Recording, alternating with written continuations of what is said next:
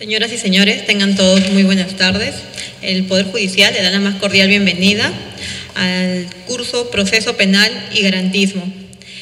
A continuación, las palabras de presentación del doctor Elder Domínguez Haro, director del Centro de Investigaciones. Por favor, lo recibimos con fuertes palmas.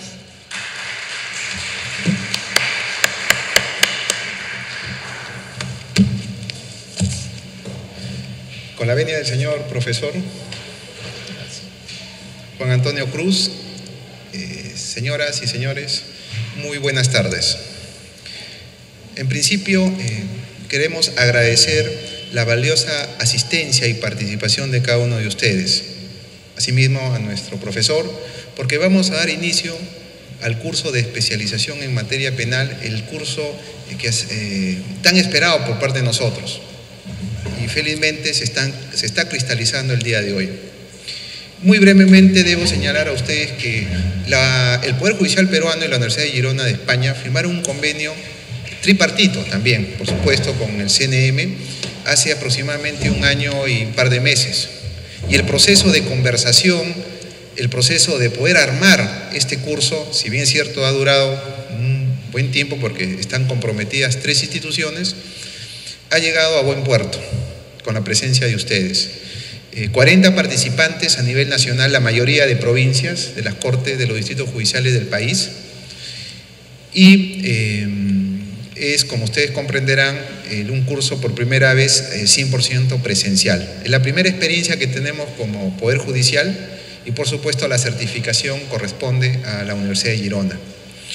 La plana docente de la Universidad de Girona es importante, juristas de talla internacional y que de alguna manera han tenido la disponibilidad de poder viajar de distintos lugares para poder empezar nuestras clases. El día de hoy también se les va a repartir el cronograma, el calendario de actividades que por lo general es una vez al mes, ¿sí? Cosa que así ustedes van a poder tener ya con bastante anticipación las clases, los cursos y los materiales que gradualmente vamos a estar entregando. Participan jueces supremos también, jueces superiores, jueces especializados y jueces de paz letrado. Dado que hemos empezado recién esta semana y como le explicaba al profesor, algunas ausencias son entendibles, pero esperamos ya en las siguientes sesiones empezar con el mayor número de participantes.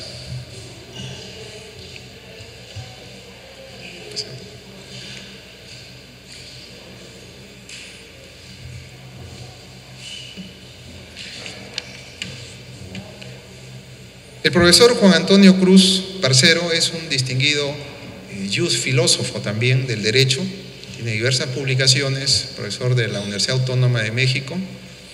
Y nosotros también con los Estados Unidos mexicanos, precisamente con la Corte Suprema de México, estamos trabajando algunos proyectos sobre jurisprudencia. Esperamos en algún momento también con la universidad, con su importante Instituto de Investigaciones Jurídicas. Pero este es un avance en el desarrollo de potencializar las capacidades de nuestros jueces. Como se había señalado ya anteriormente, en meses anteriores, estamos empezando a trabajar con las universidades españolas, con algunas universidades argentinas y esperamos también hacerlo con alguna universidad mexicana sobre temas sensibles y de coyuntura. Nuestra meta es trabajar temas penales, laborales, de familia, ambientales, de despacho y gestión judicial. ¿Sí? Esperamos pues contar con la presencia de ustedes. Precisamente el curso va dirigido a ustedes, a nuestros jueces, y esperamos el mayor provecho por parte de ustedes. ¿Sí? Las dudas, las inquietudes, el día de hoy, hasta el día sábado que nos vamos a ver, nos pueden ustedes también, o recomendaciones, nos pueden ustedes alcanzar personalmente o a través del correo electrónico. Señoras y señores, les damos nuevamente la feliz bienvenida y esperamos por parte de ustedes y por parte de nuestro profesor cumplir con los objetivos de la Judicatura Nacional, que es precisamente rescatar a nuestros jueces en el sentido positivo a través de nuestras actividades de capacitación. Y este es un debate abierto, es un debate sin límites para poder nosotros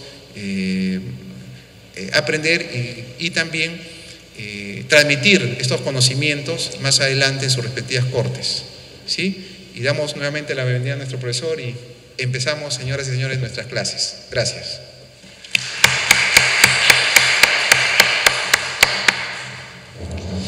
A continuación, la clase introductoria del tema Teoría General de los Derechos, a cargo del doctor Juan Antonio Cruz Parcero, quien vamos a leer primero su hoja de vida.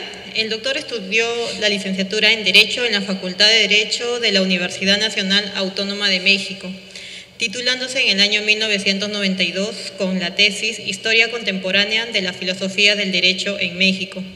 Realizó el doctorado en Derecho en la Universidad de Alicante, España. Se tituló en 1998 con la tesis El concepto de derecho subjetivo en la teoría contemporánea del derecho.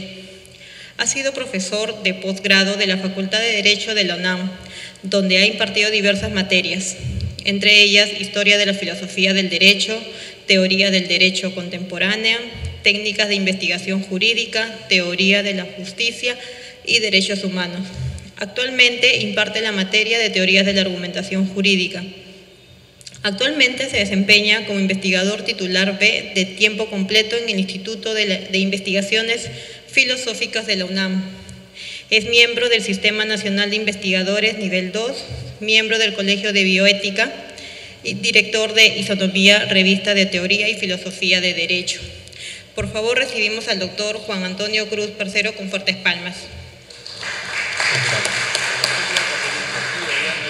Perfecto, no, aquí. Bueno, muchísimas gracias por la invitación. Primero que todo, agradecer al doctor Elder Domínguez y al Poder Judicial de Perú por la invitación, a la Universidad de Girona también, por haber organizado este curso y darme el honor de comenzar con este evento. Yo espero, digamos, que tengamos, aunque estamos un poco separados, pero espero que tengamos un diálogo.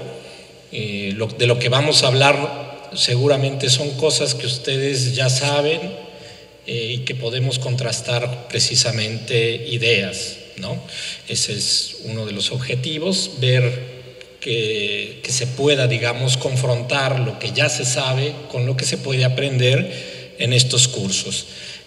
Y desde luego lo que se puede debatir también, porque muchas de estas ideas son motivo de debates y de disputas. En el derecho hay muchas cosas escritas, pero nada está escrito para siempre. Entonces son ideas que precisamente se pueden estar poniendo en la mesa de discusión.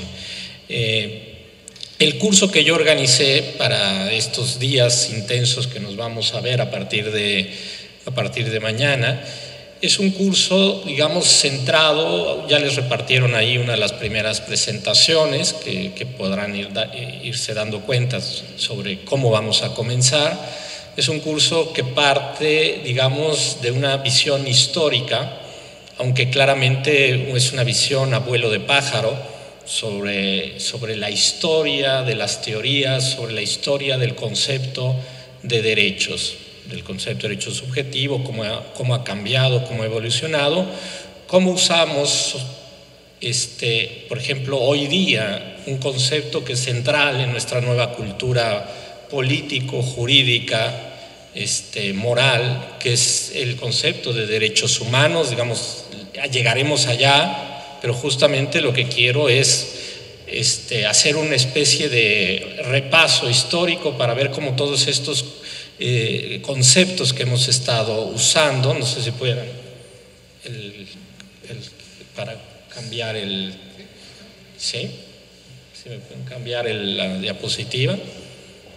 ¿Sí? A ver, ahí está, sí. Digamos, ahí, por ejemplo, en esta hay una serie de conceptos que hemos estado usando a lo largo de los siglos, digamos, ahí nomás empezando por el siglo XVII, cómo se hablaba o cómo se habló de derechos del hombre, cómo hablamos de derechos fundamentales en el siglo XVIII hasta nuestros días, porque todos estos conceptos han tenido un origen histórico, pero digamos lo seguimos usando. Derechos constitucionales, garantías individuales, derechos subjetivos, derechos humanos, derechos morales, derechos básicos. Es decir, podemos agregarle un sinfín de calificativos al término de derechos, ¿sí? Y una pregunta central es, bueno, sobre todo este lenguaje que tenemos sobre los derechos, ¿es todo igual? ¿Nos dicen lo mismo todas estas nociones, todos estos términos? La idea es que no, es decir, que los términos se han usado históricamente con ciertos significados y esos significados han variado. No solo las palabras, las expresiones han cambiado, sino lo que significan ha cambiado, ¿sí? Usamos en algunos países algunas nociones más que otras, ¿sí?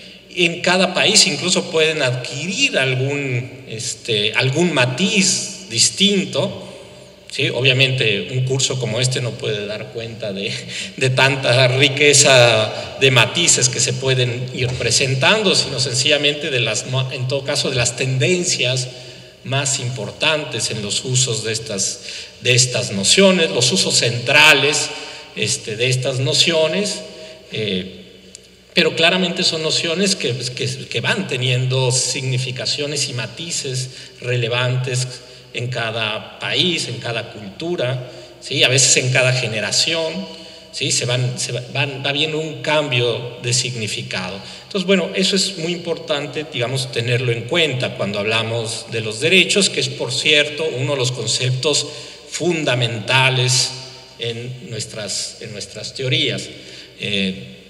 La idea, entonces, es hacer una presentación primero histórica de la noción. Y es muy importante, digamos, la parte histórica, porque a través de la historia nos podemos dar cuenta cómo una serie de significaciones han tenido lugar siempre de acuerdo también a una serie de problemas específicos de cada época. En cada época ha habido, digamos, problemas relevantes y los conceptos, digamos, son también funcionales para resolver o para dar cuenta de esos problemas de una época, ¿sí? De modo que cuando nos enfrentamos a un cambio de significación, por ejemplo, como el que tenemos ahora, ¿sí? Eso es también porque están ocurriendo otras cosas, porque hay hechos históricos que sucedieron hace muy poco que nos han hecho, por ejemplo, cambiar nuestras nociones jurídicas, ¿sí? Nos han hecho cambiar nuestra cultura política. Entonces, el lenguaje jurídico es un lenguaje muy sensible a los cambios políticos, pero sobre todo a los cambios políticos de fondo, que a su vez los cambios políticos son también a veces fruto o consecuencia de cambios de otra índole, a veces de cambios ideológicos, a veces de cambios económicos y de otro tipo de causas, ¿sí? Nuestro lenguaje jurídico entonces es muy maleable para estos cambios que se dan en las distintas épocas. Entonces, creer que nuestros conceptos, porque a veces así nos los enseñan en las facultades de Derecho, que nuestros conceptos jurídicos, por ejemplo, voy a decir una cosa muy ingenua, provienen del derecho romano, en el sentido de que estamos usando las mismas nociones que usaron los romanos, pues no. Podemos a veces usar las mismas palabras, las mismas expresiones o expresiones similares, pero conceptualmente hay un cambio mayúsculo, ¿no? Es decir, institucionalmente hay también cambios muy grandes. Por lo tanto, estos cambios son cambios que hay que ir revalorando a la luz de los cambios institucionales, a los cambios culturales que se van presentando en las distintas épocas. Pero digamos, ese sería el comienzo de este curso, al cual empezaré quizá hoy, continuaré mañana, y después entraré a cuestiones, digamos, más de detalle conceptual, sobre todo con nociones contemporáneas de las teorías de los derechos. Particularmente abordaré, por ejemplo, la concepción kelseniana de los derechos subjetivos, que es un referente casi obligado para los abogados en Latinoamérica, dado que todavía, al menos en México, pero seguramente que aquí en Perú también, y lo mismo que en Chile, que en Argentina, que en muchos otros lugares, los abogados seguimos siendo todavía muy kelsenianos en el fondo, ¿sí? Entonces tenemos que analizar un poco con más cuidado, con más detalle, la noción kelseniana de los derechos, que además es una noción influenciada por algunos otros autores importantes del siglo XIX, ver cómo esta noción ha sido relevante para conformar la manera de pensar del abogado latinoamericano, básicamente en todo el siglo XX y quizá todavía en el siglo XXI, pero confrontaremos estas ideas con otras concepciones que también se han desarrollado más, digamos, yo diría después de los años 60 del siglo XX, se desarrollaron otras nociones que justamente sirvieron para elaborar nuevas teorías de los derechos. Teorías que hoy día gozan de mayor prestigio y de clara influencia en algunos autores, que son autores además que en distintos ámbitos del derecho constitucional, no solo en la teoría del derecho, sino en el derecho constitucional, han sido muy relevantes. Por ejemplo, un ejemplo sería la influencia de todas estas doctrinas de los derechos en el pensamiento de, por ejemplo, Robert Alexy, ¿no?, que ha sido un referente para los constitucionalistas en toda América Latina, además de la influencia que tiene en Alemania y en otros países europeos. Es claramente un referente, tiene muchísimos discípulos, no sé aquí en Perú, pero al menos en Colombia, en Chile, en muchos lugares, en México, tiene muchos discípulos y su teoría se ha convertido en una teoría incluso aceptada por las mismas Cortes Supremas de algunos países. Entonces, bueno, analizaremos un poco en el fondo de dónde vienen esos cambios en las nociones, lo veremos con más detalle, justamente para arribar a una concepción más elaborada de los derechos. Esta concepción más elaborada también nos permitirá entender el rol de los derechos fundamentales en una constitución, pero nos llevará también a entender con más claridad el fenómeno actual de los derechos humanos, ¿sí?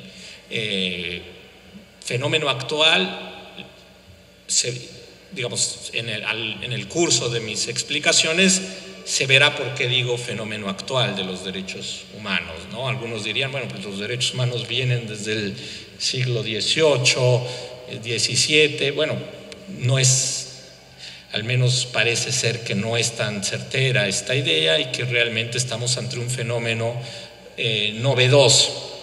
Entender lo nuevo de este lenguaje de los derechos humanos es muy importante, dado todo un proceso que está ocurriendo hemisférico, digamos, en toda América, un proceso regional, ¿sí?, donde nuestros sistemas jurídicos, nuestras cortes, ¿sí?, se están viendo, digamos, incorporadas a un nuevo sistema regional, el sistema de los derechos humanos a nivel latinoamericano, con dos instituciones importantes, que es la Comisión Interamericana de Derechos Humanos y especialmente la Corte Interamericana de Derechos Humanos, ¿sí? Que también es un proceso muy, muy reciente, genera también una serie de desafíos a las teorías constitucionales. Las teorías constitucionales tienen ahora que dar cuenta de la distinción entre derechos fundamentales o derechos constitucionales y derechos humanos. Desde luego que hay algunos derechos fundamentales que son también derechos humanos y que por lo tanto gozan de las dos calidades, se sobreponen las distinciones, ¿sí? Muchos de los derechos reconocidos en las constituciones de los países latinoamericanos y de los países que forman parte de nuestro sistema regional claramente son derechos humanos. Pero no todos los derechos que están en las constituciones son derechos humanos, y eso es lo importante, ¿sí? Puede entonces haber derechos constitucionales que no sean derechos humanos.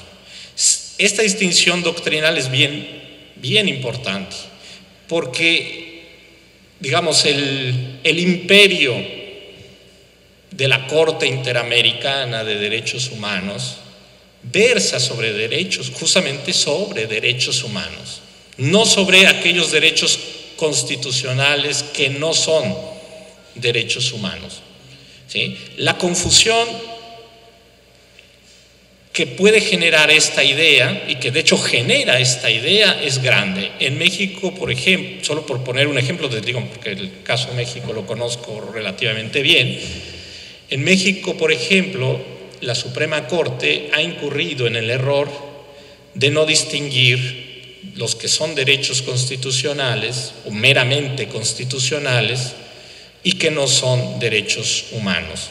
Y eso la ha llevado a la Suprema Corte en México a tomar decisiones desafortunadas que claramente ahora están en contradicción con algunos criterios de la Corte Interamericana de Derechos Humanos. La semana pasada, por ejemplo, la Corte Interamericana de Derechos Humanos resolvió una opinión consultiva que le hizo Panamá, o ya no me acuerdo si Panamá o Costa Rica, respecto de si las empresas, las personas jurídicas, tienen derechos humanos o no, porque era un problema que había surgido ya en varios ámbitos. En México, la Suprema Corte, 2 años antes, había resuelto que las personas jurídicas sí tienen derechos humanos. Había sido un voto unánime de los 11 ministros de la Suprema Corte mexicana,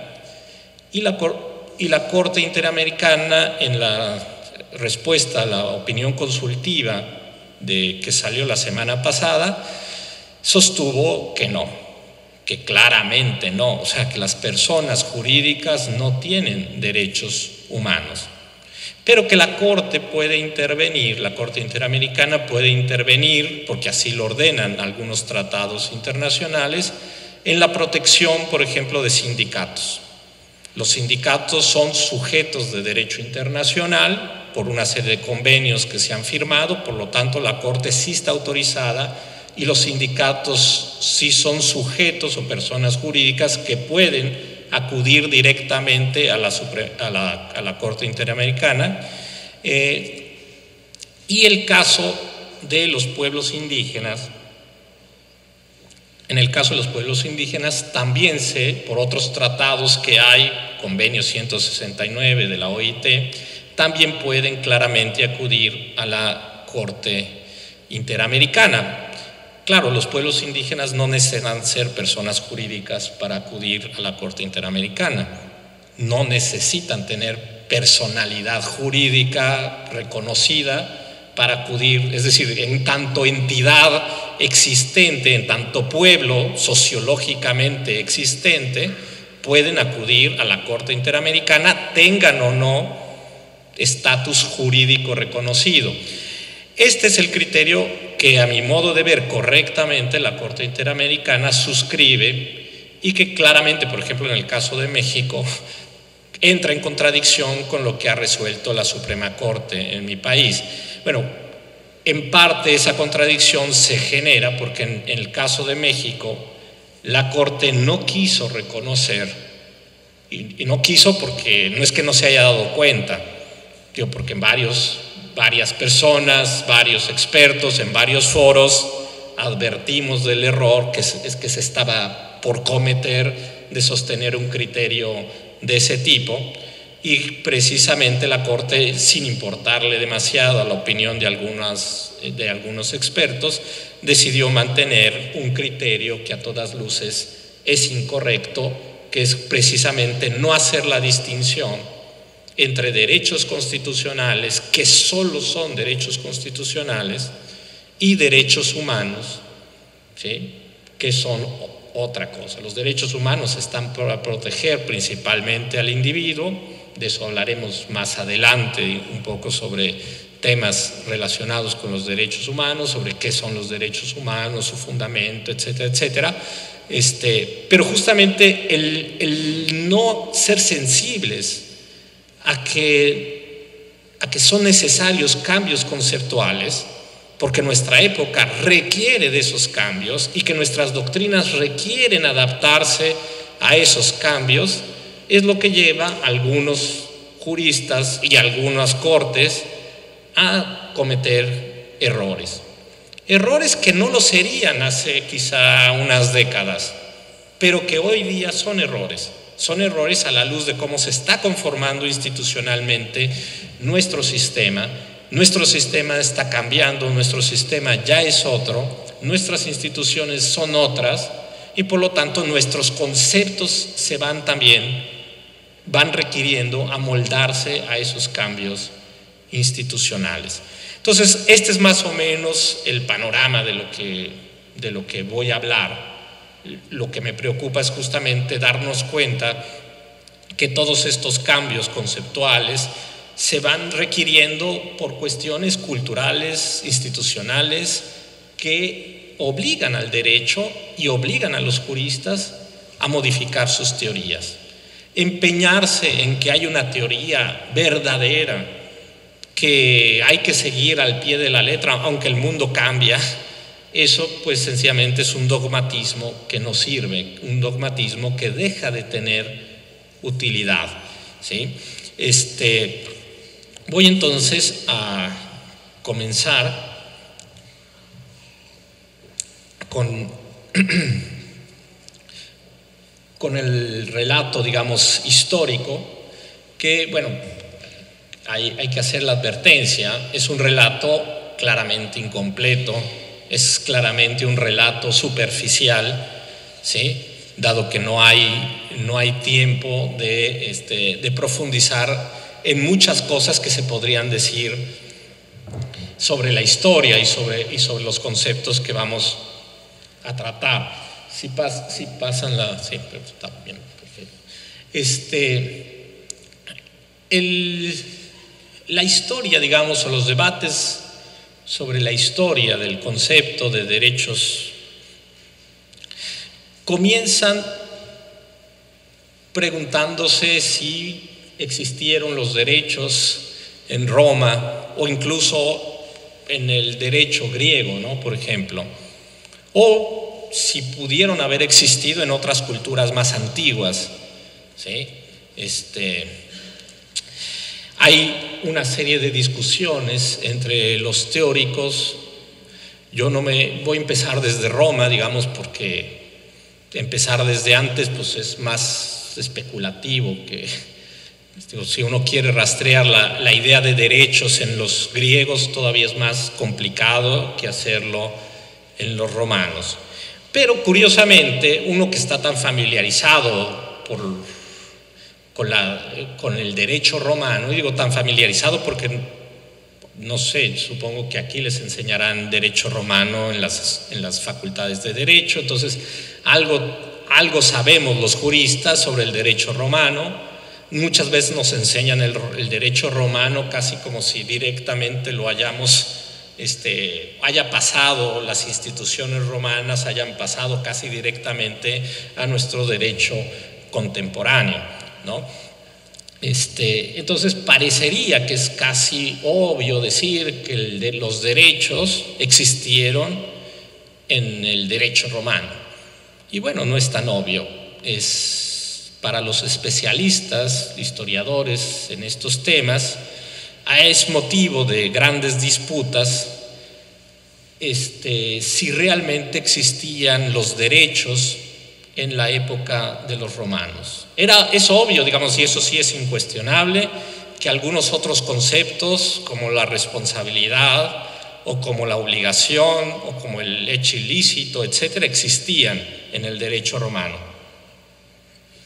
Pero no es nada claro para los expertos que el concepto de derechos hubiera existido en Roma. Al menos es clarísimo para los expertos que el concepto de ius, es la noción, digamos, de donde proviene nuestra idea de derecho, el término ius es claro que no se usaba para lo que hoy diríamos son los derechos, ¿sí? El término ius no se usó en Roma para referirse de ningún modo a algo que fuera parecido a tener un derecho, a que alguien tenga un derecho. El concepto de ius se usó en Roma para referirse a la justicia, justitia, y para referirse a la ley. La ley era ius, la justicia era ius, ¿sí? Entonces, lo que han hecho los romanistas expertos en estos temas es tratar de indagar si la noción de derechos existía en algún otro concepto, no en el de ius, sino en algún otro concepto. Y uno de los que reciben al menos más atención es el de dominium, ¿sí? El concepto de dominium que se usaba para la propiedad, ¿sí? Era precisamente una noción donde algunos juristas ven que se pudo haber usado de una manera similar a como hoy hablamos de derechos, por ejemplo, derechos de propiedad, ¿sí? A tener alguno de los aspectos que hoy le atribuimos a la noción de propiedad. Entonces, el dominum es uno de los conceptos que pudo haber de noción de derecho. Otro es el concepto de potestas, ¿sí? El pater familias, por ejemplo, tenía potestas sobre los bienes de su casa y sobre las personas que pertenecían a su familia, incluyendo a los esclavos, ¿sí? Entonces parecería que también el concepto de potestas se podría asimilar en algún sentido a la noción de derechos, ¿sí? Derechos como tener una competencia, una facultad para hacer algo, ¿sí? Para disponer de cosas. Y hay también algunos otros conceptos como la actio in rem o la actio in persona, ¿sí? Que claramente habían procesos en el derecho romano, y estas nociones de actio in rem, actio in persona, podría funcionar también como una noción primitiva de tener un derecho en el sentido precisamente de tener una acción para reclamar algo, ¿sí? Lo cierto es que, aunque no hay ningún acuerdo entre los especialistas, ¿sí? Es decir, los especialistas, a pesar de que encuentran indicios de que en el derecho romano pudieron haber tenido la noción de tener derechos, lo cierto es que al menos no la tenían como la tenemos ahora. Es decir, no era un solo concepto, una sola noción, o más bien, para ser más precisos, no era una sola expresión la que se utilizaba en todo caso para significar lo que más o menos hoy conocemos como tener un derecho, ¿sí? El concepto de dominio, por ejemplo, podría consistir en tener un derecho en el sentido de que los demás no me afecten, un derecho que se llama negativo, ¿sí? Un derecho a que los demás se abstengan de intervenir en lo que es mío. El derecho de propiedad en el derecho romano tenía un aspecto claramente negativo de una prohibición, ¿sí? Es decir, que los demás no me interfieran. La potestas, que tenía una noción más parecida a la de competencia, era usada, sin embargo, de una manera muy restringida, porque era usada solamente para el pater familias. O sea, solo el pater familias tenía potestas, no era una cosa extendida a todas las personas, ¿sí? Entonces era también una noción que, si se usó en el sentido de tener un derecho, se usó solamente para algunos sujetos que tenían ese derecho, que claramente eran los jefes de familia, ¿sí? Entonces, hay una serie de discusiones de si esta noción de derechos surgió o no en el derecho romano. La mayoría de los especialistas descartarían que la noción realmente haya surgido en el derecho romano, a pesar de que se pueden encontrar el uso de estos conceptos, incluso a veces se llegan a mencionar algunos otros, pero digamos estos son los más relevantes, ¿sí? Pero aún en estos conceptos no es tan claro que ese haya sido el uso que tuvieron en el derecho romano. Ahora, un problema a veces de cómo se enseña el derecho romano es que quien enseña el derecho romano tiende a extrapolar o a enseñar, digamos, anacrónicamente los conceptos. Es decir, alguien puede enseñar los conceptos del derecho romano como si los estuviéramos usando hoy día, y claramente no es lo que pasa realmente en la historia. Hay una serie de debates, digamos, en la historia, de que los conceptos hay que usarlos o hay que entenderlos de acuerdo a la época en que se usaron, no a cómo los entendemos hoy. Porque claramente, si hoy entendemos la propiedad y queremos atribuir lo que hoy entendemos por derechos de propiedad a los romanos porque los romanos tenían propiedad, bueno, pues claramente estamos distorsionando el uso que pudo haber tenido, por ejemplo, el concepto de dominium en aquella época, que no tiene por qué parecerse en nada a cómo usamos hoy el concepto de propiedad.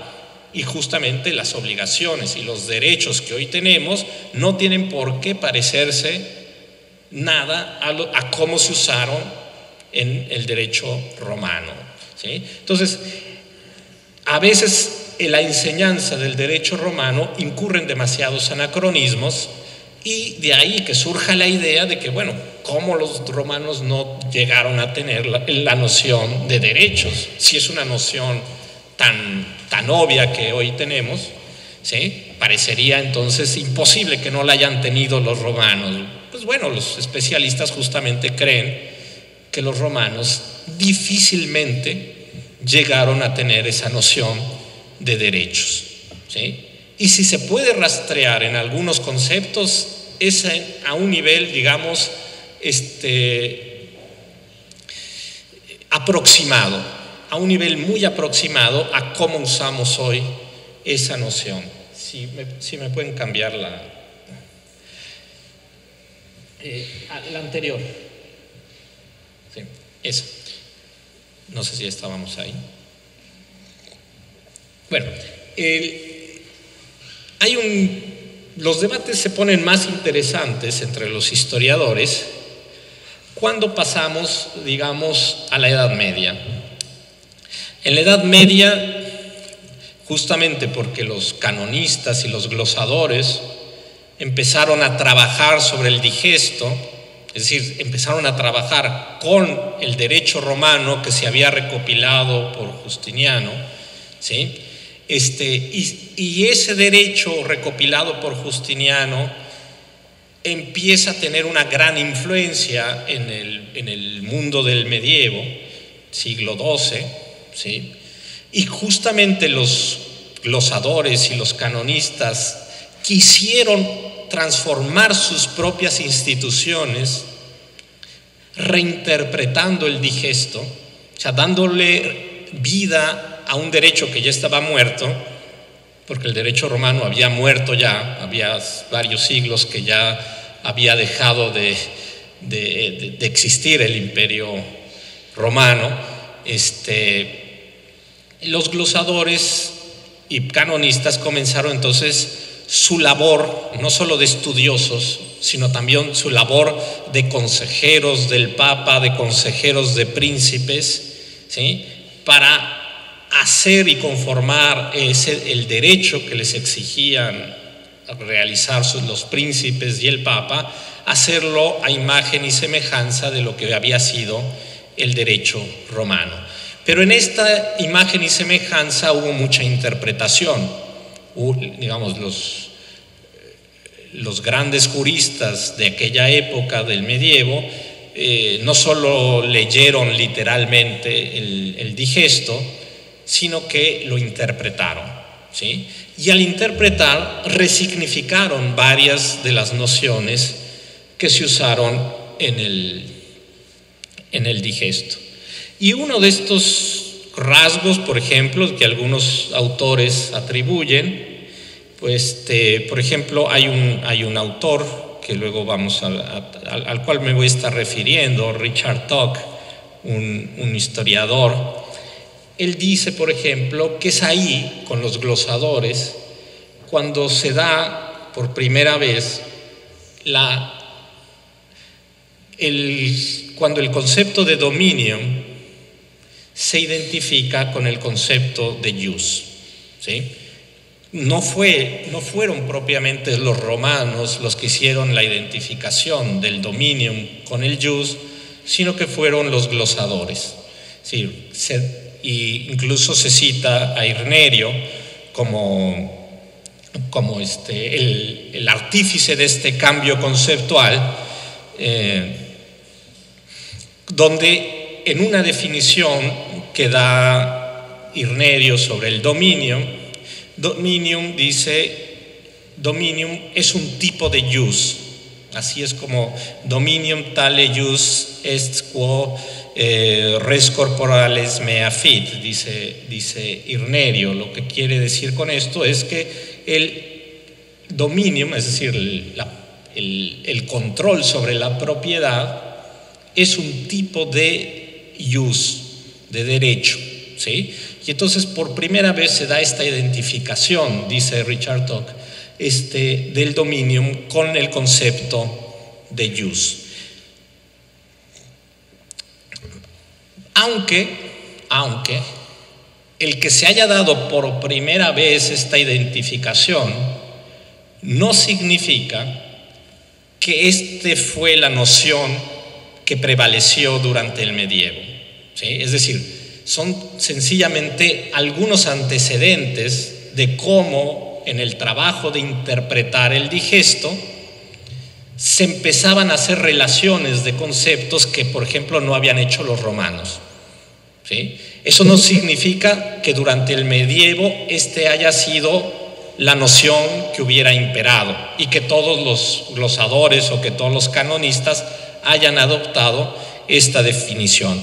Por lo tanto, este tipo de identificaciones conceptuales no dejan de ser una especie de, no quiero decir accidente, porque no es un accidente, pero digamos una anécdota que no llegó a trascender, al menos en ese momento, no llegó a trascender en el sentido de que todos los demás adoptaran esta visión.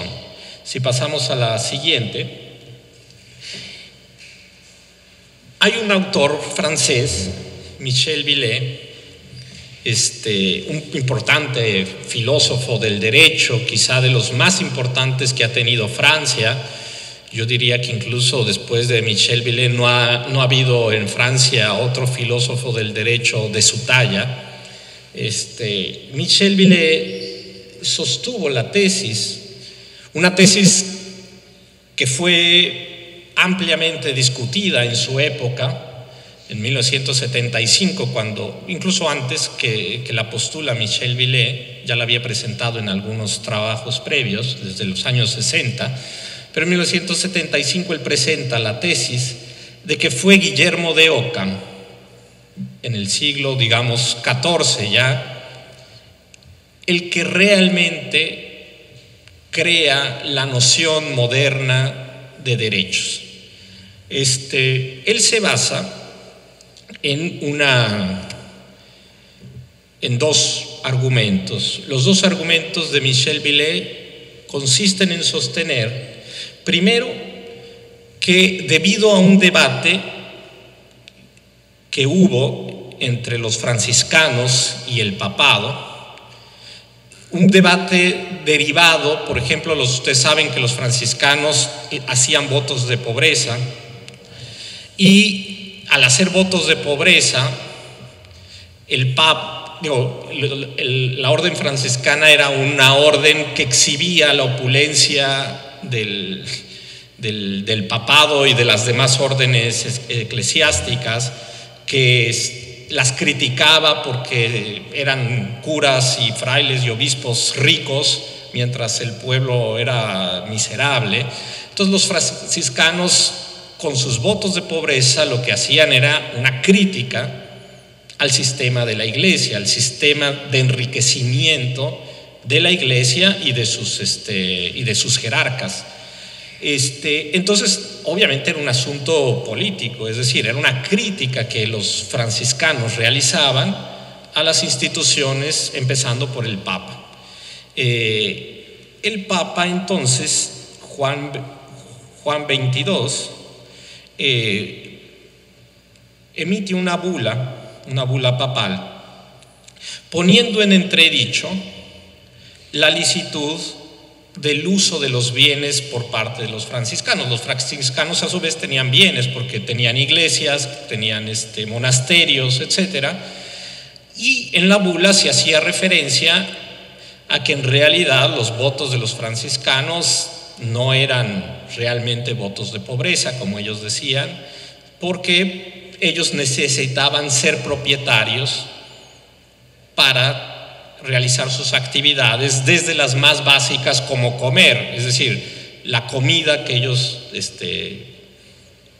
con la que ellos se alimentaban, ellos tenían que ser propietarios de esa comida por lo tanto, los votos de pobreza eran así como lógicamente imposibles. Ese es un poco el argumento papal, ¿sí? O sea, ustedes no pueden renunciar a tener propiedad, porque sin la propiedad ustedes no podrían ni siquiera sobrevivir. Ustedes, por lo tanto, la bula papal hacía una especie de crítica a la noción franciscana de los votos de pobreza, que les estaba molestando demasiado a los jerarcas de la iglesia, las críticas de los franciscanos. Es en este contexto donde Guillermo de Ockham, un monje y filósofo franciscano, contesta a la bula papal en una obra que se llama Opus Nonagintadierum de 1332. Y en esta obra, además de su significado político, digamos, y teológico, ¿sí?, es decir, de contestar los argumentos del Papa y revertir los argumentos del Papa, en esta obra, dice Michel Villey, Ockham por primera vez sostiene que el jus utendi es potestas licita, ¿sí? Aquí, dice Guillermo de Ockham, se da una resignificación del jus. Por primera vez, dice Villey, se usa el concepto de jus para referirse a la potestad. Jus es potestas, es decir, el derecho es facultad, es libertad, ¿sí? Y es facultad lícita, ¿sí? Y aquí, dice Villey, se da la redefinición del jus no como dominium, sino como potestad, un concepto muy ligado ya al de libertad. El derecho es facultad, es potestad, y digamos estás ya cercano a la idea de libertad. Este es el primer argumento de Villey. El segundo argumento de Villey es que Guillermo de Ockham es el artífice de lo que se llama en filosofía el nominalismo. El nominalismo viene a ser lo que también se denomina el individualismo metodológico. Y dice Villey, esto sí es el gran aporte de Ockham, ¿sí? es su gran aportación a la filosofía moderna. ¿Por qué? Porque desde la antigüedad, desde los griegos hasta este momento, hasta el siglo XIV, el individuo había sido pensado como parte de su comunidad, como alguien que tiene valor en función de su comunidad, en función de sus cívitas, de su ciudad, del pueblo, ¿sí? Es decir, si uno piensa, por ejemplo, en Aristóteles, es decir, las personas valen en función de lo que hacen, ¿sí? Es decir, tú vales como guerrero, tú vales como gobernante, tú vales como artesano, como lo que sea, pero tú vales siempre en función de algo que haces en relación a tu comunidad. El valor del individuo es un valor instrumental a la comunidad. Esta idea había permanecido así como una cosa, digamos, obvia desde los griegos hasta la Edad Media, ¿sí? Es una idea, digamos, que uno puede rastrear en todos los pensadores de la antigüedad. Quizá por ahí los estoicos se desprendan un poquito, ¿sí? Pero digamos, en todos los demás pensadores, el individuo vale siempre en función de su sociedad, ¿sí? Esta idea se rompe en el nominalismo y dice Villey, y es Ockham el que crea, digamos, la idea de que el individuo vale por sí mismo, sin que le deba nada a nadie, sin importar a qué te dediques y qué haces, y el individuo tiene un valor por sí mismo. Esta idea es muy moderna, ¿sí? Esta idea no está. Los individuos valían en función de lo que representaban para su sociedad. Con el nominalismo o con el individualismo metodológico se genera algo que no existía antes. Y con esta idea, dice Villey, se genera entonces una condición necesaria para hablar de los derechos como hablamos hoy de los derechos, ¿sí? Es decir, una idea necesaria para decir que los seres humanos tenemos derechos por ser seres humanos, ¿sí? Sin esta idea no se hubiera jamás producido la noción moderna de los derechos, ¿sí? Entonces dice, el argumento de Villey es que es Guillermo de Ockham en el siglo XIV el que realmente redefine la noción de jus al definirla como potestas, pero en un marco conceptual que es el nominalismo o el individualismo metodológico. Bueno, este es un argumento muy importante sobre el cual muchos historiadores han discutido. La tesis de Villey es muy conocida en el medio, muy discutida, si es correcto o no es correcto, si la interpretación de Villey es aceptada, si las citas que hace de Guillermo de Ockham no están distorsionando el pensamiento de Guillermo de Ockham. Es decir, se ha descrito mucha tinta. Si le pueden pasar a la siguiente. Se ha escrito mucha tinta al respecto. Hay otro autor importante, ahí viene la portada de su libro, que escribe un libro de Natural Rights Theories en 1979, que es, digamos, muy cercano al de Villey, y que es una respuesta en parte a la tesis de Villey, ¿sí? En este libro, Richard Togg, un historiador, creo que es inglés, ya no recuerdo, pero creo que es inglés, él disputa justamente la tesis de Villey, ¿sí? Es decir, él va a decir que no están claros los argumentos de Villey, no son tan sólidos sus argumentos, y que en realidad va a ser un autor, por ejemplo, dice él, esta resignificación del jus ya se había dado desde Irnerio, ¿sí? Pero en realidad no es Villey el que realmente la plasma con más claridad, sino que va a ser Jan Gerson o Juan Gerson, ¿sí? Un jurista que dirigió la Universidad de París en el siglo XV, ¿sí? Va a decir es Juan Gerson, y que después sería uno de los teólogos y juristas que terminarían, digamos, generando un protegido del reino de Baviera, donde se gestaría, digamos, el protestantismo. Sería Juan Gerson, entonces, o Jan Gerson, el que realmente haría este cambio conceptual, dice Richard Dock.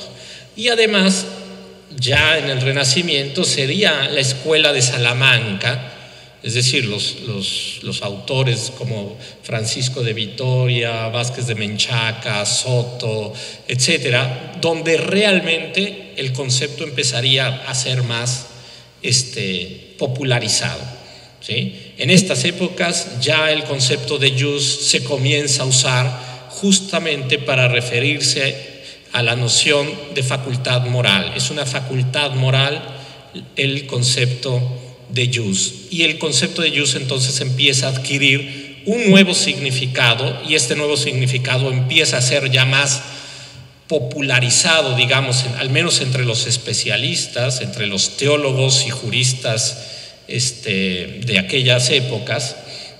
Entonces el origen es un poco más tardío, digamos. Estas son, digamos, en todo caso, algunas de estas discusiones que se tuvieron en esa época. Si pasamos a la siguiente. En fin. Esto, digamos, generaría las condiciones teóricas para que surgiera, digamos, el uso moderno del concepto de derechos, de tener derechos, ¿sí? Interrúmpanme cuando quieran, y si tienen alguna duda o quieren que haya algo más de precisión, con toda confianza me interrumpen, ¿sí? Bueno, el origen moderno justamente necesitaba una serie de redefiniciones previas, es decir, un cambio o una innovación conceptual nunca se da de la noche a la mañana, ¿sí? Es decir, se necesitan, como vemos, el concepto de jus, que venía del derecho romano, empieza a resignificarse, se le empiezan a atribuir nuevos significados que claramente no existieron, al menos no claramente para los romanos, ¿sí? El concepto de jus, que era un concepto además prestigioso, porque seguía usándose para referirse a la justicia y seguía usándose para referirse a la ley, entonces era un concepto, digamos, que era importante socialmente, jurídicamente, políticamente era un concepto importante, empieza a cambiar y se le empieza a dar una tercera acepción, ¿sí?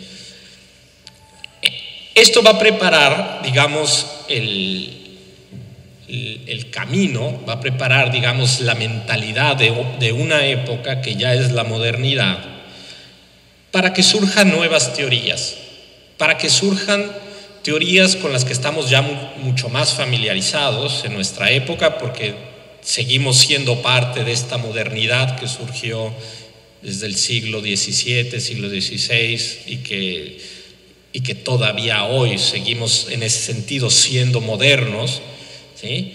Entonces va a generar las posibilidades de lo que es el contractualismo y el origen del Estado liberal. Si pasan a la siguiente.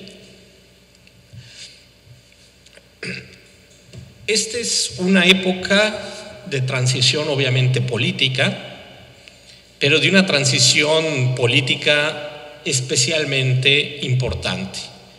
Digamos, se va a gestar un tránsito que no es un tránsito de la noche a la mañana ni en un solo episodio, sino que va a ser un tránsito con muchos episodios en muchos lugares.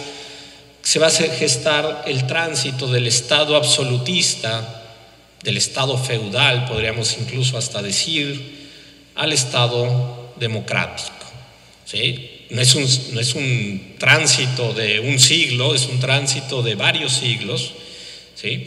Pero este tránsito va a requerir teorías nuevas, va a requerir un aparato teórico y conceptual novedoso.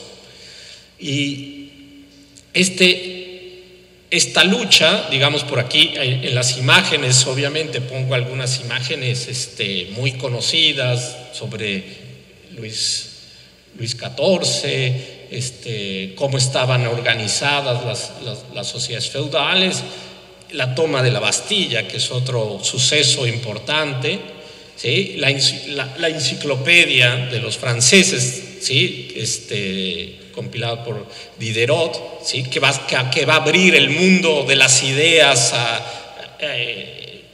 un cambio que va a ser ampliamente difundido a través de la enciclopedia, una serie de ideas y de conceptos nuevos, y que después nos va a llegar a Latinoamérica. Este es un mural, digamos, mexicano de la independencia de México, ¿sí? Que ya es en el siglo XIX, pero que a nosotros es cuando en Latinoamérica nos llegan todas estas ideas en el siglo XIX, y cuando se inician las guerras de independencia en América Latina, ¿sí? Todavía influidas por justamente todas estas ideas enciclopédicas y inspiradas por la Revolución Francesa y por la revolución de independencia de las colonias de Norteamérica, ¿sí? Son sucesos que se van dando en distintos siglos, pero que están más o menos inspiradas en la misma ideología, en el mismo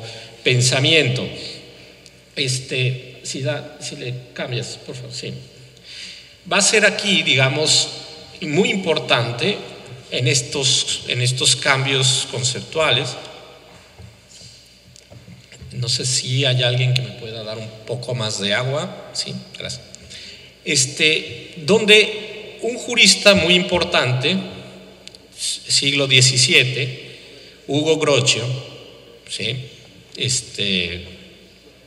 Va a redefinir, no es porque él haya sido el innovador de esta redefinición, que como hemos visto ya se había dado, sino porque la obra de Grocio va a tener un gran impacto en toda Europa, ¿sí? Más que la innovación de Grocio, que en realidad, si lo vemos desde el punto de vista histórico, no innovó mucho, pero sí va a tener la penetración y la influencia que no tuvieron otros autores antes de él. Hugo Grocio, en un libro muy famoso de esa época, de Jure Belli et Pacis, del derecho a guerra y la paz, ¿sí? Va a redefinir explícitamente el jus, el concepto de jus, lo va a definir con 3 acepciones, y él lo va a decir así con toda claridad. El concepto de jus tiene 3 acepciones: como justicia, justitia, es decir, el jus es justicia, el jus es entendido como ley, y el jus es entendido como moralis facultas, como facultad moral.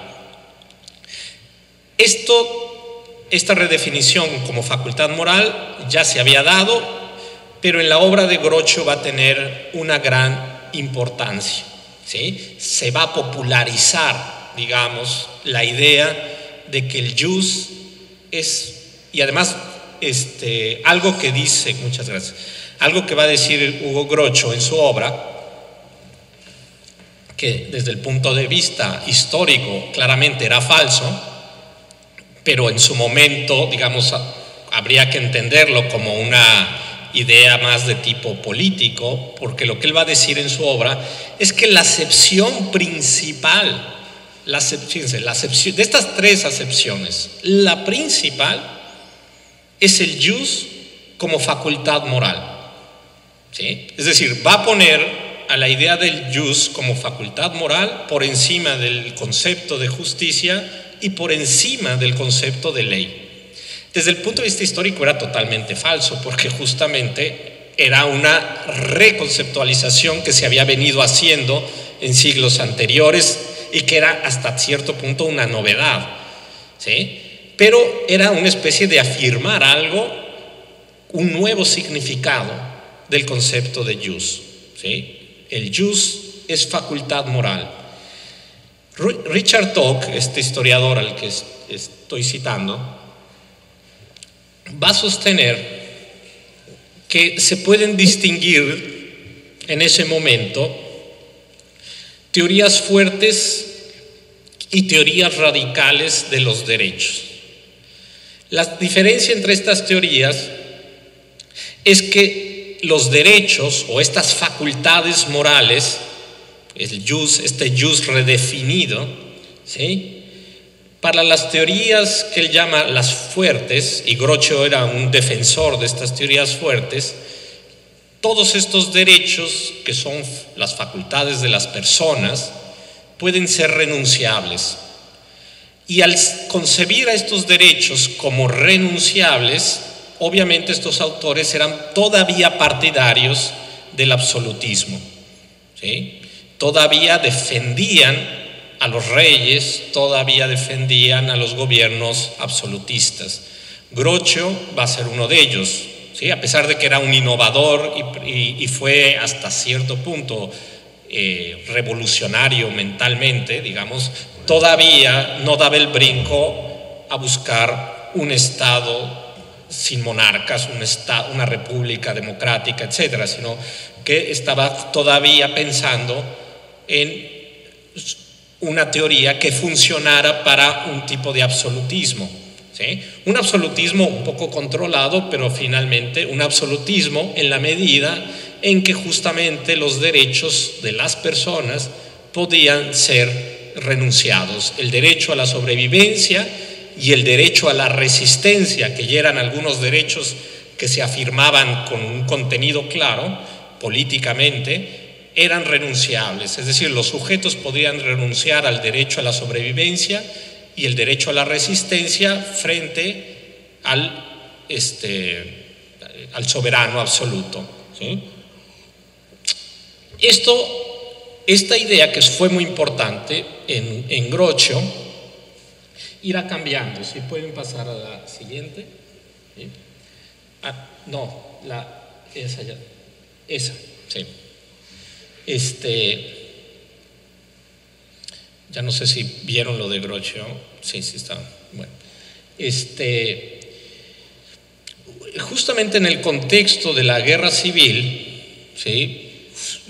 No sé si se dieron cuenta, pero Grocio muere unos años después de iniciada la guerra civil inglesa, ¿sí? Muere unos pocos años después, pero claramente su obra va a influir en el pensamiento de esta época. Es en el contexto de esta guerra civil donde un autor muy importante va a generar sus ideas. Ahorita lo vamos a ver. Este autor es Thomas Hobbes, ¿sí?, que va a idear un nuevo modelo teórico de justificación del Estado. La obra de Hobbes, si pueden pasarle a la siguiente. La obra de Hobbes es muy importante porque es la primera justificación no teológica del poder, ¿sí? Todas las justificaciones previas, todas las del Renacimiento, Bodino, etcétera, muchos autores importantes, siempre justificaron el poder como derivado de Dios. La primera teoría que podríamos llamar laica de la justificación del poder proviene de Hobbes, y por eso es especialmente relevante en la historia del pensamiento político, pero para nosotros es relevante también por la idea de los derechos naturales, ¿sí? Hobbes va a idear que en realidad tampoco es un invento de Hobbes, porque también ya estaba esta idea en otros autores previos, pero eso ahorita no importa. Va a idear la idea de que existe un estado presocial, un estado de naturaleza, ¿sí?, en el cual los seres humanos viven sin ataduras, ¿sí? Esta idea va a ser muy importante, aunque el estado de naturaleza para Hobbes es justamente la guerra civil, es decir, el hombre es el lobo del hombre, decía Hobbes. Este estado de naturaleza es la guerra de unos contra otros, porque finalmente lo que él está viendo es la guerra civil, es decir, un estado en el que todo el mundo se ataca, donde no hay un poder, donde nadie tiene el control. Y entonces sencillamente la fuerza bélica, la fuerza bruta, física, es lo que hace que unos dominen a otros, ¿sí? Pero no hay orden, no hay un estado, ¿sí? Entonces, en este estado de naturaleza, donde el hombre pelea con los demás, al menos en la versión de Hobbes, aquí estoy poniendo una imagen que refiere más a otra concepción del estado de naturaleza, que es la de Locke, porque el estado de naturaleza para Locke es casi como el paraíso, ¿no? Es otra idea distinta, donde se imagina Locke es una idea de armonía, ¿sí? o de cierta armonía. Estaban también, digamos, en esa época llegando noticias de los descubrimientos que hacían no solo en América, sino en el Pacífico, en Asia y cosas así, de islas paradisíacas, y les llegaban todas esas noticias de mundos de salvajes. Entonces, todas estas ideas que se les ocurren están influenciadas también por noticias que tienen de mundos salvajes, ¿no? Entonces, Locke se imaginó un mundo de salvajes, pero que viven en cierta armonía con la naturaleza, mientras que Hobbes veía lo que sucedía afuera de su casa, digamos, la guerra civil inglesa. Pero bueno, como sea, se parte de que existe este estado de naturaleza donde los hombres viven en libertad, ¿sí? Y donde tienen una serie de derechos naturales, y así los presentaban, ¿sí? Derechos dados en ese ámbito de la naturaleza, y esos derechos eran la vida, la libertad, la propiedad y el derecho a rebelarse, ¿sí? Eran estos derechos. En Hobbes no se presenta el derecho a la rebelión, ¿sí? En Locke sí. Locke es un defensor del derecho a la rebelión. Pero en este estado de naturaleza hay inseguridad. Nadie puede asegurar estos derechos básicos, estos derechos naturales. Nadie está seguro, ¿sí? Y por lo tanto surge la necesidad, es una necesidad de sobrevivir, hacer o firmar un contrato social, de pactar, ¿sí? Los individuos que viven en el estado de naturaleza tienen que pactar y crear el Estado, ¿sí? Y es ahí entonces donde va a surgir, si le pasan a la siguiente, ¿sí? Es ahí donde va a surgir entonces el Leviatán de Hobbes, ¿sí? El Leviatán, aunque no se aprecia muy bien en la imagen, la ilustración del libro de Hobbes presenta justamente a un príncipe, a un rey, con una espada y el báculo, digamos, de la autoridad, pero el cuerpo del rey, aunque no se aprecia muy bien, está formado por muchos individuos. Eso que se ve ahí como si fueran escamas, en realidad son personitas chiquitas, ¿sí? Es decir, los individuos, ¿sí?, forman al soberano, ¿sí? Esta es la primera justificación no teológica de la autoridad, y por eso es muy importante, ¿sí?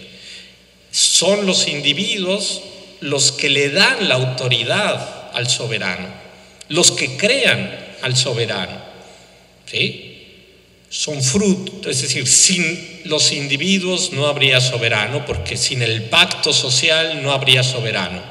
La autoridad del soberano deriva entonces de ese pacto, y en ese pacto los individuos ceden sus derechos, al menos en la versión de Hobbes, para que el soberano los proteja, ¿sí? para que el soberano se asegure de que haya orden, de que exista el orden. Y si en la versión de Hobbes, si le pasamos a la siguiente, ¿sí? Si en la versión de Hobbes el ciudadano cede sus derechos, en la versión de Locke el ciudadano nunca cede sus derechos, ¿sí? En la versión de Locke, que justamente lo que dice este historiador Richard Locke es que las teorías en ese momento se podían distinguir entre teorías fuertes que él llama y teorías radicales. En las teorías que él llama fuertes, los derechos se ceden. En las teorías radicales, los individuos conservan sus derechos.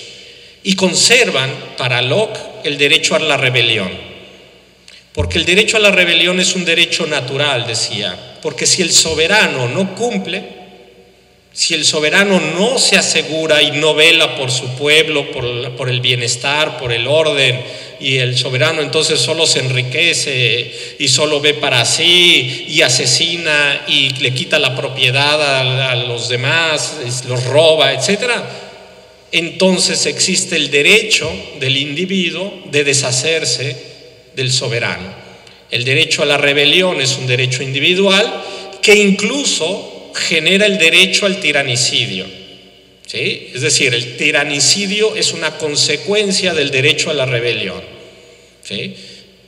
Esta teoría radical de Locke justamente va a transformar la historia de del entendimiento de la política y de la soberanía, ¿sí? Para que hubiera Locke era necesario Hobbes y era necesario Groucho. Pero Locke lo lleva justamente a convertir la teoría de los derechos naturales en una teoría contra el absolutismo, ¿sí? Es en este momento donde los burgueses, porque ya empieza a surgir la clase burguesa en Europa y en otros lados, donde la burguesía ya tiene un arma ideológica para luchar contra el absolutismo, contra los reyes que digamos, para los déspotas que gobiernan enriqueciéndose insaciablemente sin ocuparse de su pueblo, ¿sí? En este momento surge una teoría revolucionaria, una teoría que les está diciendo a las personas: tienen derecho a derrocar a sus soberanos. Y es falso que el poder de sus soberanos provenga de Dios. El poder de los soberanos proviene de nosotros mismos. Y somos nosotros los que podemos ahora derrocar a los soberanos cuando no cumplen.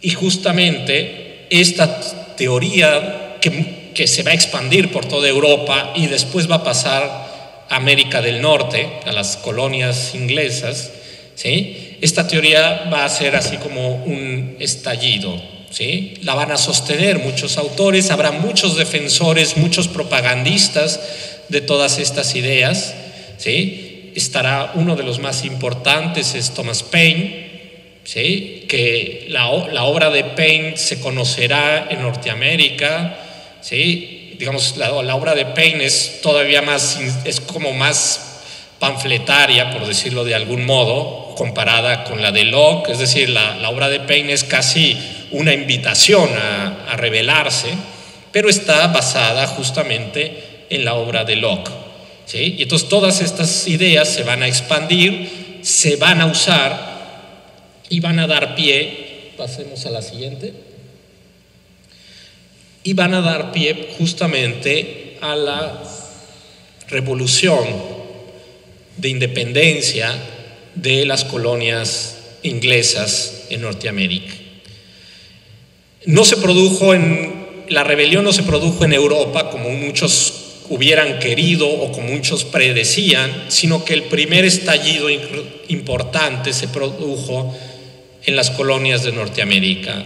En las colonias de Norteamérica, entonces, con estas ideas ¿sí?, enarbolando la bandera de los derechos, de la libertad, etcétera, etcétera, ¿sí?, se van a separar de la corona inglesa, van a obtener su independencia, la van a proclamar. Y fíjense,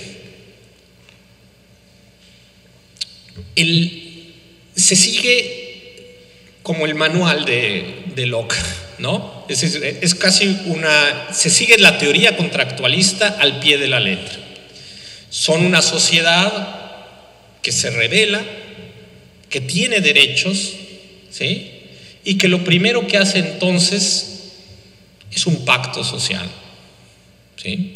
El pacto social se va a reflejar en la Declaración de Independencia, en la Declaración de Derechos del Pueblo de Virginia de 1776, y después en muchos otros pueblos se hicieron declaraciones semejantes.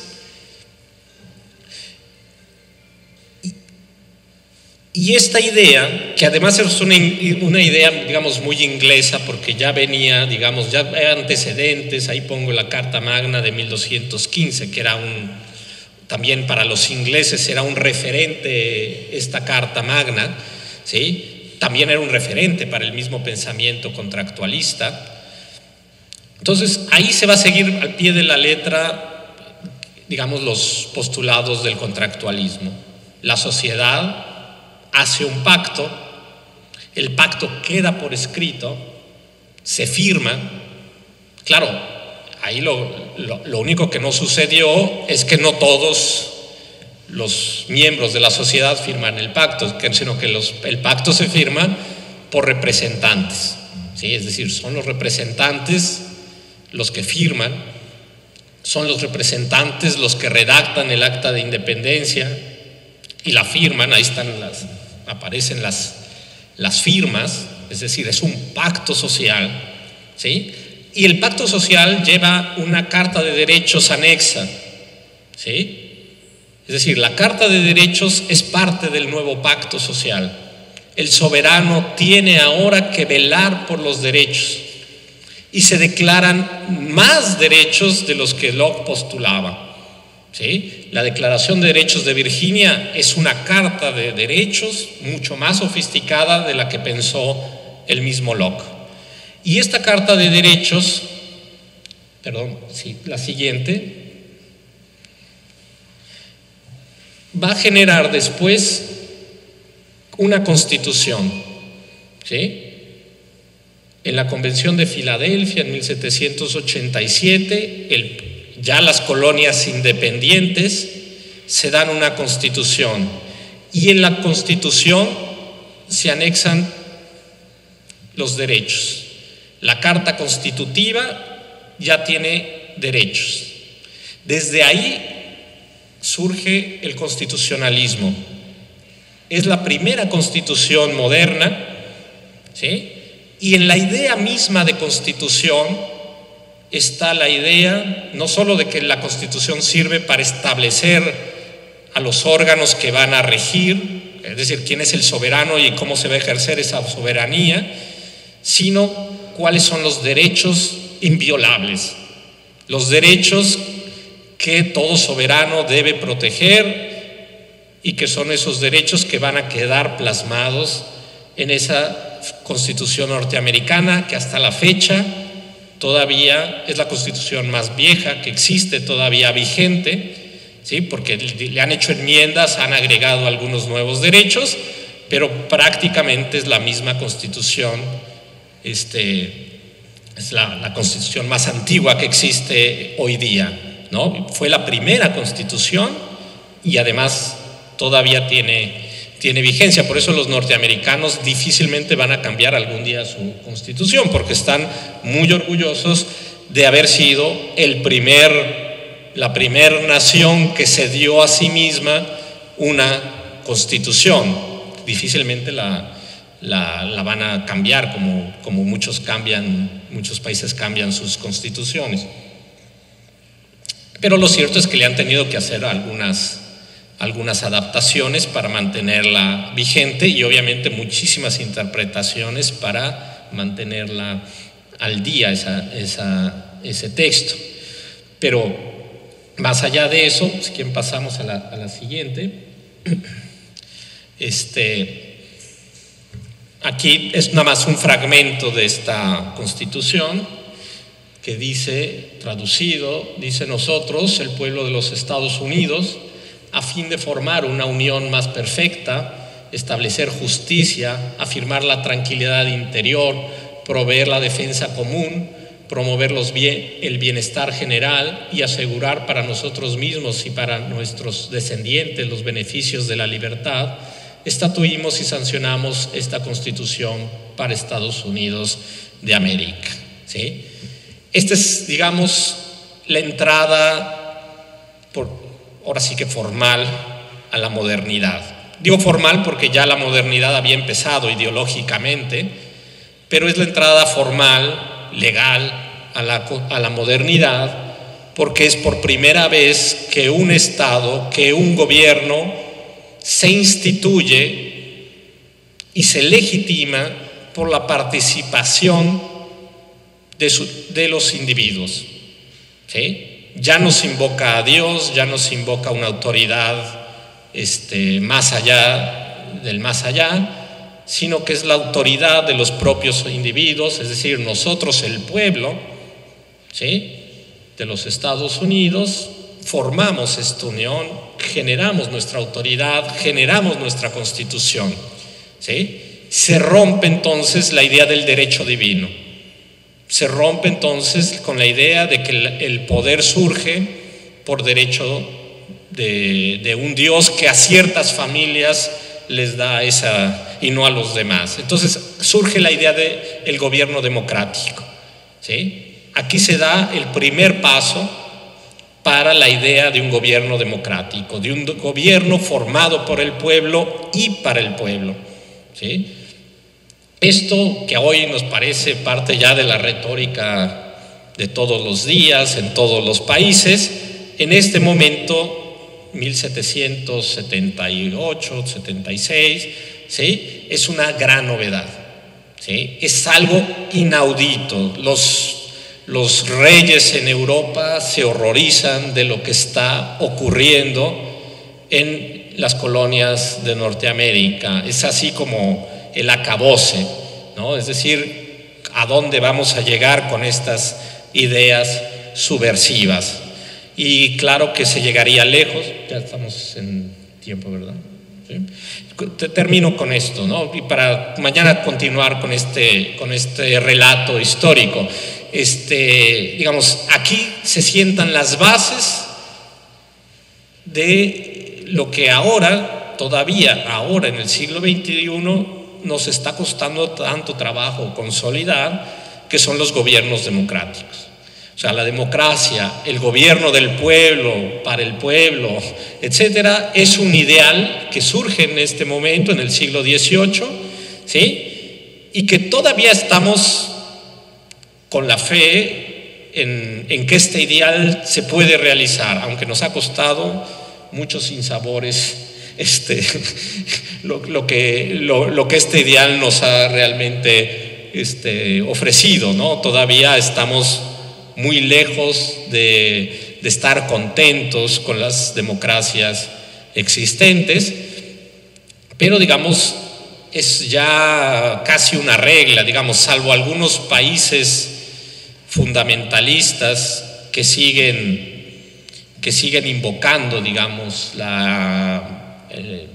el poder como derivado de algún Dios. Todavía existen algunos países fundamentalistas que siguen pensando que la autoridad proviene de un Dios y la autoridad de su gobierno proviene de un Dios. Lo cierto es que al menos ya en casi todos los países europeos, latinoamericanos, muchos países asiáticos, muchos países africanos, se piensa que la autoridad proviene justamente de otros individuos semejantes a nosotros, ¿no? Es decir, que es el propio pueblo el que tiene que generar su propia autoridad.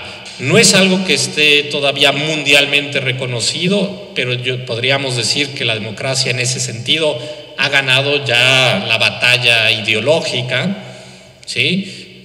Falta todavía que gane la batalla de los frutos y de demostrar que en realidad sí se gobierna para el pueblo y no para sí mismo, ¿sí? Pero ideológicamente la batalla está ganada, es decir, está reconocida la democracia como decía un autor, como un gobierno, como una forma de gobierno mala, pero la menos mala que las otras, digamos. No es perfecta, no es una forma de gobierno que nos tenga contentos, pero es lo mejor que tenemos a estas alturas de nuestra civilización, ¿sí? Entonces, aquí voy a dejar este cambio. Es muy importante vincular cómo la idea de la democracia, del Estado constitucional, va a surgir de la mano de un cambio conceptual sobre los derechos, ¿sí? Sobre una redefinición del jus como una facultad moral que lo va a asociar a la idea de libertad, ¿sí? Los derechos son libertades, ¿sí? Son posibilidades de hacer, de actuar, de tener propiedad, de tener vida, de que me respeten la vida, de que me respeten la integridad, ¿sí? De que me aseguren esa libertad, ¿sí? Esa capacidad de moverme, de decir, de hablar, de pensar, ¿sí? Va a surgir con todas estas libertades, ¿sí? Los derechos son vistos como libertades, ¿sí? Y estas libertades son necesarias para el nuevo modelo de Estado y de gobierno que se está pensando. De ahí la palabra liberalismo, ¿sí? El liberalismo es justamente un modelo de gobierno, ¿sí? Basado en la idea de democracia, basado en la idea de que hay constitución y basado en la idea de que hay derechos, ¿sí? Dejamos aquí este tema y continuamos mañana. Gracias. Agradecemos la clase del doctor Juan Antonio Cruz Parcero, catedrático de la Universidad Nacional Autónoma de México. Le doy la palabra para el doctor Elder Domínguez. Gracias. Gracias. Solamente algunas breves indicaciones para poder terminar. En principio agradecemos la presencia del profesor, ¿sí?, Cruz Parcero, quien ha tenido también la amabilidad de dejarnos unos libros para la biblioteca, ya sea como autor o compilador de obras. Por ejemplo, tenemos aquí la obra El lenguaje de los derechos. Asimismo también ha escrito el profesor el concepto del derecho subjetivo y también ha participado en obras de compilación con importantes juristas mexicanos como por ejemplo el constitucionalista Miguel Carbonell o el filósofo Rodolfo Vázquez. Asimismo ha sido director el autor Cruz Parcero de la importante revista de Isonomía de la década de los 90 hasta la fecha, vigente y que es importante actualizarnos. Por ejemplo, tenemos esta obra Prueba y estándares de la prueba en el derecho, también compilado por el profesor. Estas obras van a estar a disposición también de la biblioteca, ¿sí? Y finalmente, como habíamos dicho al inicio, estamos a la disposición por parte de nuestros alumnos, de nuestros jueces, para sus inquietudes, sugerencias en el transcurso de este curso que hemos dado hoy día inicio.